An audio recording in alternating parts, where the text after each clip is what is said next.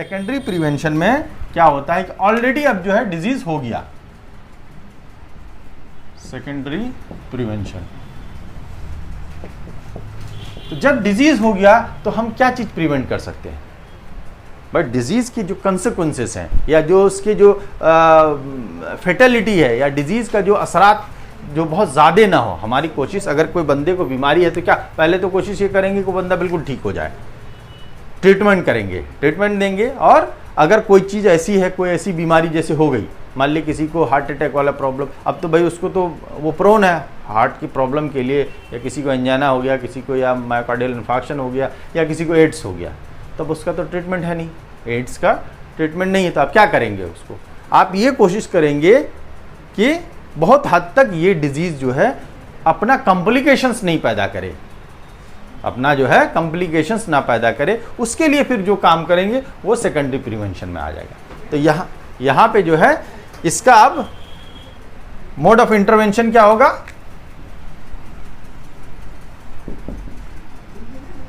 ये बहुत important chapter है, इसको अच्छी तरह से याद रखना है। जैसे हमने जो बताया था, हाँ अच्छा चाहो तो लिख लो, वैसे हमने जो समझा दिया वही है, लिखो action which halt, HALT, action which halt the progress of a disease, action which halt the progress of a disease. ये सब उसमें साथ में दिया हुआ है, साथ से ही ज़्यादातर जो है मैं पढ़ा रहा हूँ, तो उसमें उससे भी आप लिख सकते हो। Action which halt the progress of a disease at its incipient stage, यानी शुरुआती दौर में ही अगर कोई डिजीज जैसे हो रहा है, किसी को सर्दी खांसी थोड़ी सी भी हुई कोरोना में, कहेंगे तुरंत आप आइसोलेट हो जाओ, तुरंत ये दवाएं ले लो। तो ये क्या है कि जितना जल्दी हो सके आप उसको वो कर लीजिए। थोड़ा सा भी किसी को हार्ट का अटैक का लग रहा है कि भाई चेस्ट में पेन हो रहा है, रेडिएटिंग पेन है, और खौफ आ रहा है, हल्की फुल्की बुखार भी आ रही है, पसीना भी आ रहा है, तो तुरंत भागिए भाई, हॉस्पिटल जाइए। तो जितना जल्दी आप काम कर सकते हो, तो वही ये कह रहा है कि incipient stage, action which halt the progress of a disease at its incipient stage and prevent complications, और कॉम्प्लिकेशंस को रोकता है, एंड प्रिवेंट कॉम्प्लिकेशंस।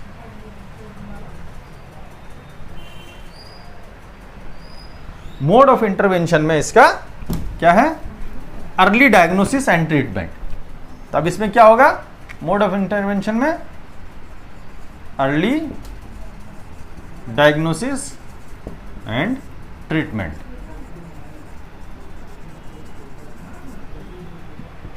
हमने कहा ना कि आपके क्लिनिक पे कोई पेशेंट आया, वो हिस्ट्री दे रहा है कि डॉक्टर साहब देखिए ना कि 10 दिन से हमको जो है बुखार सा रहता है, 10 दिन से हमको खांसी हो रही, छूटता नहीं है। तो आपके जहन में क्या आएगा? पहला हो सकता है वज़न भी मेरा कम हुआ है, आपके जहन में आएगा कि हो सकता है ये टीबी तो नहीं हो गया, इसको भूख भी नहीं लग रही है डॉक्टर साहब, भूख भी नहीं लग रही है, वज़न भी कम हो रहा है, लेथार्जिक कंडीशन हो रही है, बिल्कुल बोझल सा रहता है, खाना खाने के बाद जो है बुखार चढ़ जाता है, शाम के टाइम में बुखार चढ़ जाता है, ठीक है। और आप उसको नजरी मुआयना करते हो, देखते हो तो अर्थी कम्प्लेक्शन बिल्कुल जैसे एक चमक चेहरे की होती है वो ख़त्म हो जाती है। आपको डाउट हुआ कि भाई ये ट्यूबरकुलोसिस का पेशेंट है, तो क्या करोगे? एबी स्पुडम करवाओगे। तो वो शुरुआती दौर में करवा लिए, पता चल गया, तो फिर उसके बाद उसकी जो प्रिवेंशंस की जो काम करेंगे। तो यही कह रहा है कि अर्ली डायग्नोसिस, तो जितने भी अर्ली डायग्नोसिस जितने भी डायग्नोस्टिक टूल्स हैं, ब्लड टेस्ट है, रेडियोलॉजिकल टेस्ट है, ब्लड टेस्ट है, रेडियोलॉजिकल टेस्ट है, और क्या है? हार्मोनल टेस्ट है, और क्या है? और क्या हो सकता है? जो अर्ली डायग्नोसिस कैसे बनेगी, डायग्नोसिस कैसे करेंगे? हाँ, on the basis of sine and symptoms, उसके बेसिस पे आप करेंगे। हाँ, तो ये सारे टूल्स हैं कि जो अर्ली डायग्नोसिस के ये सारे टूल्स हैं कि साइन एंड सिम्टम्स के थ्रू देखा, फिर आपने उसका इन्वेस्टिगेशन करा, इन्वेस्टिगेशन में ब्लड हो गया, इन्वेस्टिगेशन में आपका रेडियोलॉजी हो गया, इन्वेस्टिगेशन में एक्सरे हो गया, इन्वेस्टिगेशन में आपका या तो हो सकता है कि उसके कोई सेक्रेशंस का जैसे सीमेन एनालिसिस करते हैं, या फिर बायोप्सीज है, बहुत सारे ऐसी है। मान लिया आप एक पेशेंट आता है कि डॉक्टर साहब देखिए ना गले में मुंह खोलने में प्रॉब्लम हो रही है, गांठ जैसा बन रहा है और मुंह खोलने में तकलीफ हो रही है। आप क्लिनिकल बेसिस पे चाहते हो कि पहले उसकी डायग्नोसिस, हाँ भाई गुटखा खाते हो, हाँ डॉक्टर साहब कितना खाते हो दिन भर में? 5-6 खा लेते हैं। मिल गया आपको, पहला ही फैक्टर मिल गया कि भाई हो सकता है ओरल कैंसर की तरफ जा रहा हो ये। और कुछ लेंगे, सनसनाहट होती है, झंझनाहट होती है, कब से है, हार्ड है, छू के देखेंगे, तो आप जो है डायग्नोसिस के बेसिस पे फिर उसको जो है भेज दिया बायोप्सी के लिए, वहाँ पे कंफर्मेशन आ गया आपका कि कैंसर है। अब उसमें तो आप उसको कैंसर का इलाज चाहे तो शुरुआती दौर में कर सकते हैं, अगर फर्स्ट स्टेज में है, सेकंड स्टेज में नहीं, तो अगर मेटास्टेसिस हो गया तो फिर आप कोशिश क्या करेंगे कि उसको कॉम्प्लिकेशंस ना हो, यानी वो कैंसर आप दूसरी जगह फैले नहीं। तो दूसरा ये है ट्रीटमेंट और अर्ली डायग्नोसिस, ये इसका पार्ट हो गया। नेशनल हेल्थ प्रोग्राम जितने भी इंडिया के प्रोग्राम हैं, जिनमें इसमें क्या करते हैं कि भाई केस को डिटेक्ट करते हैं, जैसे मलेरिया का केस ही को तो डिटेक्ट करते हैं ज़्यादातर, डायग्नोसिस कराते हैं। प्राइमरी प्रिवेंशन या प्राइमोडियल प्रिवेंशन पे बहुत कम काम करते हैं। ये जो है आपकी पैसा भी ज़्यादा खर्च होता है गवर्नमेंट ऑफ इंडिया का, और इफेक्टिवनेस भी बहुत कम है इसका। तो दूसरा क्वेश्चन इस तरह से भी पूछ सकता है कि सबसे अच्छा लेवल ऑफ प्रिवेंशन कौन सा है। और क्या रह गया?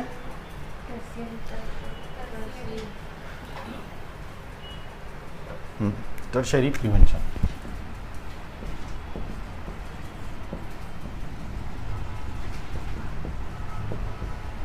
अब हमने क्या कहा कि डिजीज होगी, कॉम्प्लिकेशंस भी हो गया। मान लिए एक डिजीज है, हमने जो है उसको रोक नहीं पाया, कॉम्प्लिकेशंस भी हो गया, या वो डिजीज़ हमको मालूम है कि एलिमिनेट नहीं होने वाला, ख़त्म नहीं होने वाला है, तो हमारी कोशिश ये रहती है कि उसकी लाइफ को कॉम्प्लिकेशंस रोकने के साथ साथ और कैसे इजी बना सकते हैं, ताकि उस बीमारी से बेचारा बहुत ज़्यादा परेशान ना हो, बहुत ज़्यादा सफ़र ना करे। मसलन हम समाज में कोशिश ये कर रहे हैं कि किसी को पोलियो नहीं हो, तो अभी जैसे ये पोलियो पिला रहे हैं, पोलियो जो की दवा पिलाई जा रही है, उसमें पोलियो जो पिलाई जा रही है, तब ये बताइए कि ये कौन से प्रिवेंशन में आएगा? प्राइमोडियल में आएगा, प्राइमरी में आएगा या सेकेंडरी में आएगा? बताइए क्यों प्राइमोडियल में आएगा?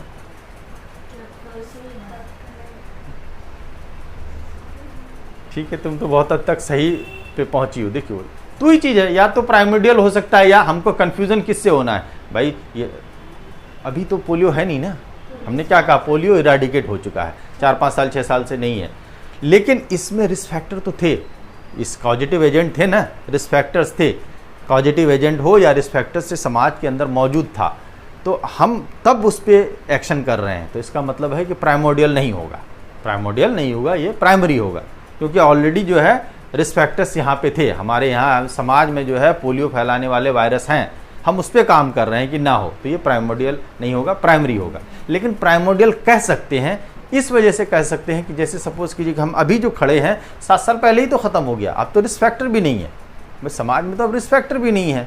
जैसे मान लिए हम अगर ये कोशिश कर ले रहे हैं कि भाई किसी को स्मॉल पॉक्स नहीं हो, या अभी जो चिकन पॉक्स वो वाला आया है, मंकी पॉक्स वाला, अब यहाँ पे थोड़ा सा जो हम तदाबीर इख्तियार कर रहे हैं, जैसे इंडिया में अभी कहीं कहीं पे नोटिफिकेशन आ गया कि मंकी पॉक्स के लिए ये चीज़ें किया जाए, या इस पर अब जो काम हो रहा है, ये मंकी पॉक्स के लिए जो काम हो रहा है, ये प्राइमोडियल होगा।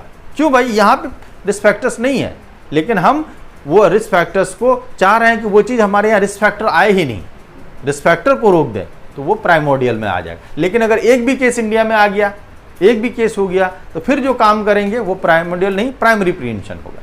ठीक है, अब यहाँ पे जो है हमारा जो मकसद इसी तरह से, जो अब कॉम्प्लिकेशन हो चुका, या हम जिसको ट्रीट नहीं कर पा रहे हैं, या जिसका ट्रीटमेंट ज़िंदगी भर देना है, और दिन ब दिन उसकी ज़िंदगी जो है प्रॉब्लम में जाते जाए, जैसे एड्स का पेशेंट है, डायबिटीज़ का पेशेंट है, हम डायबिटीज़ को क्योर नहीं कर सकते, एड्स को क्योर नहीं कर सकते, हाइपरटेंशन को क्योर नहीं कर सकते, हाइपोथायराइडिज्म को क्योर नहीं कर सकते, ज़िंदगी भर उसको दवा देती रहनी है।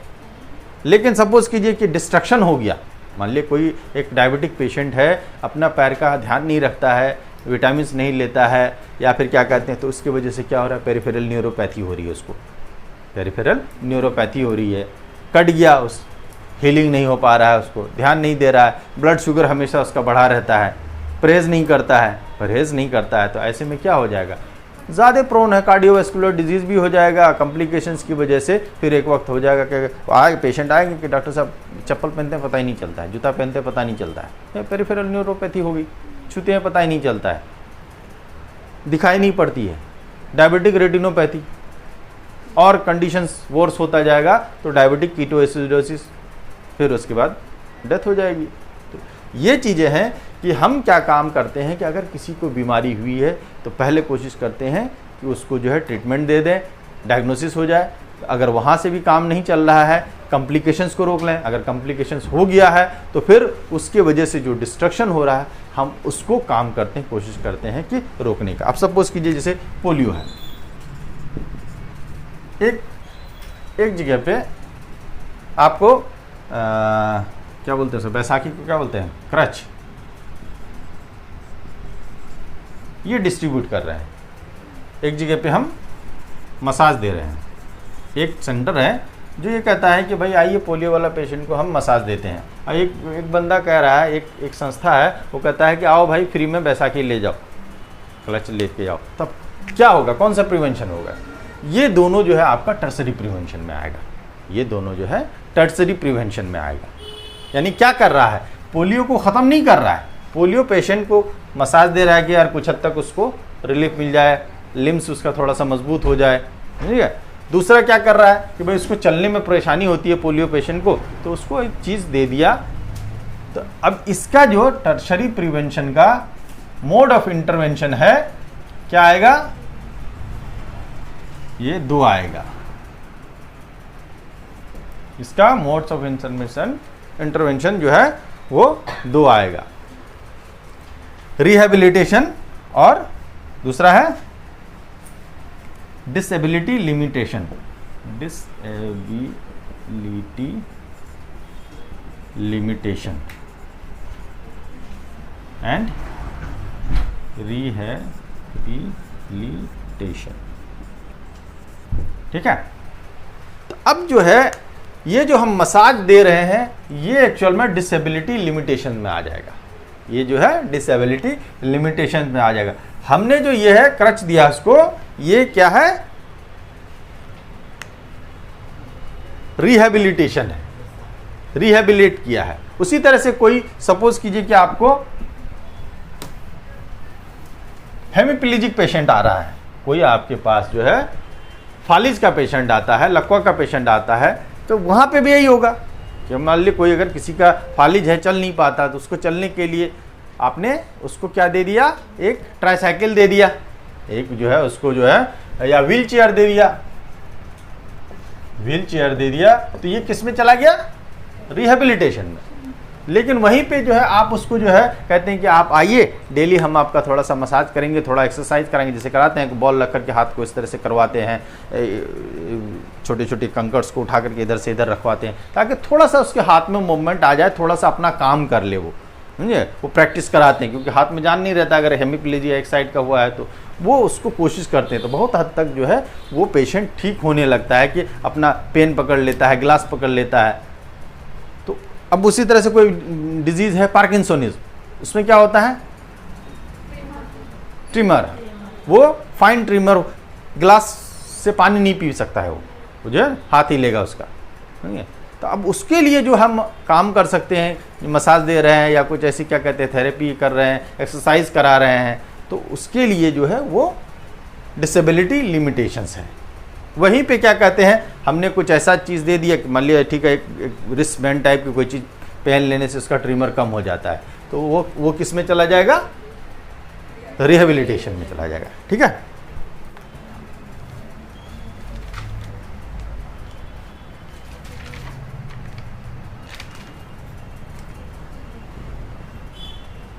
अच्छा, कुछ वर्ड्स हैं उसको आप इससे रिलेटेड हैं, जैसे लेटेंट पीरियड, नाम सुना है? अभी क्लास किसी की है? अभी मैम आई नहीं है ना, अभी आ गई है? हाँ तो ठीक। ये एक वर्ड है लेटेंट पीरियड, या इसको बोलते हैं लेटेंसी। क्या होता है ये लेटेंसी पीरियड, बताओ? हाँ कह सकते हो, ये करस्पॉन्ड करता है आईपी के, बस ये याद रखो। आम फार्म लफ्ज़ों में incubation period, incubation period actual में यूज होता है इन्फेक्शियस डिजीज़ के लिए, इन्फेक्शियस डिजीज़ के लिए। और ये जो होता है लेटेंसी पीरियड जो होता है नॉन इन्फेक्शियस या क्रोनिक डिजीज़ के लिए। बस दोनों ऑलमोस्ट एक ही है, तो इससे कंफ्यूज नहीं करना है। उसी तरह से बायोलॉजिकल एजेंट में कोई भी एजेंट है, जैसे वायरस है या बैक्टीरिया है, ये जो किस तरह से अपना जो है होस्ट के साथ इंटरेक्शन करती है, बायोलॉजिकल एजेंट्स वो 3 तरह से करती है।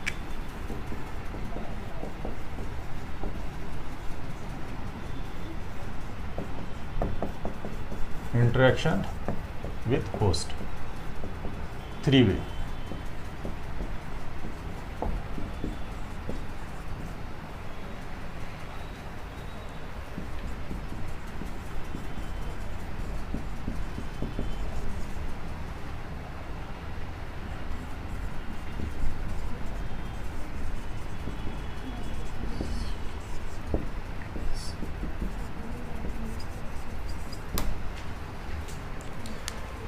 ये अक्सर ये वर्ड हाइजीन में आपने देखा होगा, इन्फेक्टिविटी, पैथोजेनिसिटी और वायरुलेंस, ये यूज करते हैं। तो इसको समझ लीजिए कि कौन सा कहाँ पे यूज करना है।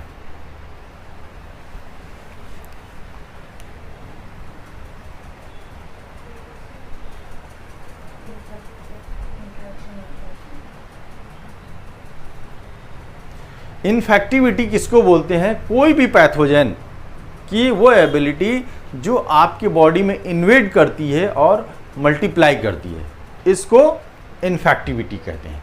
समझिए, यहाँ पे ना डिजीज़ पैदा हुआ है अभी, ना उस तरह से क्या कहते हैं उसकी पॉपुलेशन बढ़ी है कि जो आपको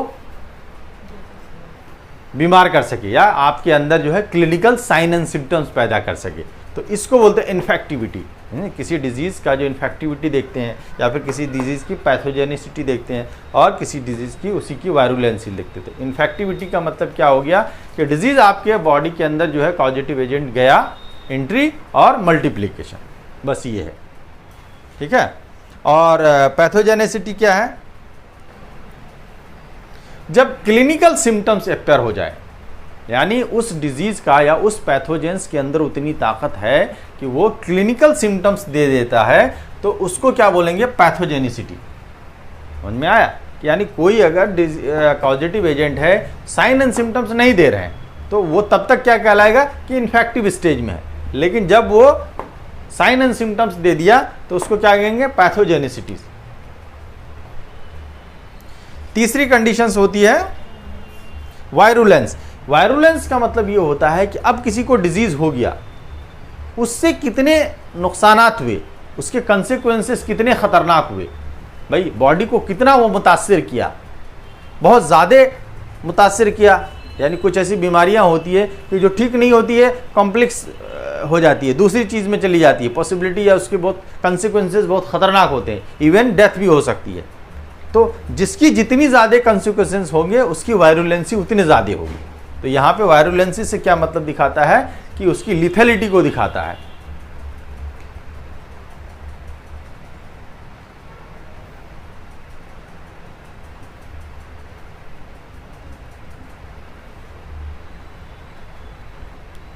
उसी तरह से वर्ड आता है इनअपैरेंट। इनअपैरेंट इन्फेक्शन, ये बोलते हैं किसको? सब क्लिनिकल इन्फेक्शन को, यानी सब क्लिनिकल इन्फेक्शन। तो ये वर्ड से कंफ्यूज मत होइएगा, कहीं कहीं पे इनअपैरेंट इन्फेक्शन लिखा होगा, कहीं पे सब क्लिनिकल इन्फेक्शन लिखा होगा।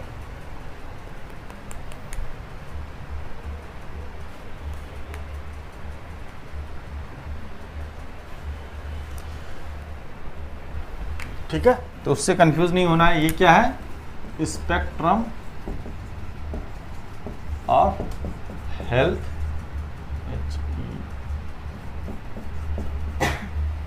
ये एक रिप्रेजेंटेशन है, क्योंकि हेल्थ जो है, health is not a static conditions. Health जो है it is a dynamic condition. कहते हैं कि हेल्थ का कंडीशन जो होता है ना, वो आपका स्टेसिस नहीं है, वो चेंज होता रहता है। हर इंसान जो है कोई एक स्टेट में नहीं हो सकता है। कभी उसको बीमारी होगी, कभी नहीं होगी, कभी पार्शियल बीमार होगा। तो ये कहते हैं कि डिजीज़ या हेल्थ जो है वो स्टैटिक नहीं है। अब इसमें ये जो है कि एक ग्राफिकल रिप्रेजेंटेशन या एक लाइन से रिप्रेजेंट कर देते हैं कि सपोज़ कीजिए कि हमने एक स्केल बना लिया जिसमें जो है इसका हाईएस्ट पार्ट को क्या कहते हैं, पॉजिटिव हेल्थ। पॉजिटिव हेल्थ यानी इससे ऊपर, यानी इस लाइन से ऊपर जो है हेल्थ को दिखाएगा और इस लाइन से नीचे डिजीज़ को दिखाएगा। यही स्पेक्ट्रम है। स्पेक्ट्रम का मतलब यही होता है, ठीक है, जिसमें यहां सबसे नीचे क्या होगा, डेथ होगा। उससे पहले क्या कहते हैं, severe disease, less severe disease,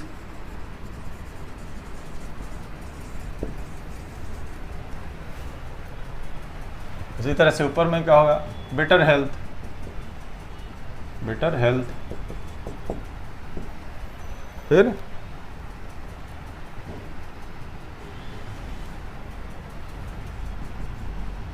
freedom from sickness, यानी कोई सिकनेस या कोई बीमारी नहीं है उसके अंदर।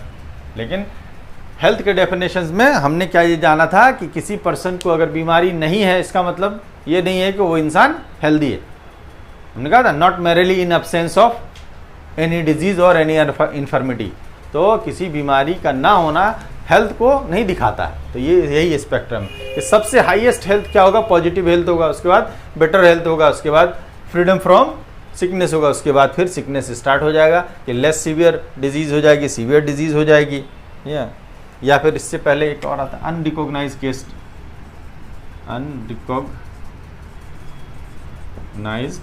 केस, जिसको पकड़ नहीं पा रहे हैं, देख नहीं पा रहे हैं, लेकिन वो है।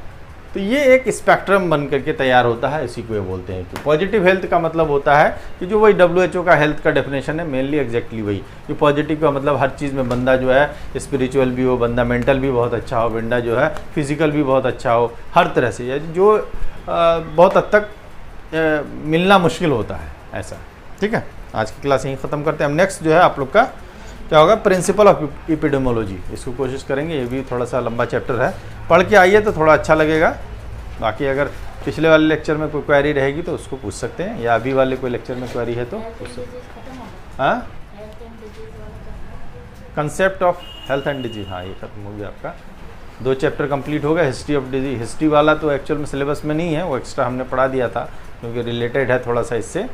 और हिस्ट्री ऑफ मेडिसिन में वो एक्चुअल वो पार्ट है। हिस्ट्री ऑफ मेडिसिन का भी तो एक सिलेबस है ना आप लोग का, तो उसमें तारीख़ तिब जिसको बोलते हैं, तो उसका पार्ट है वो, तो वहाँ से हो जाएगा। और साथ में क्या कहते हैं, concept of health and disease complete हुआ। अब जो है आपका प्रिंसिपल ऑफ एपिडेमोलॉजी स्टार्ट करेंगे।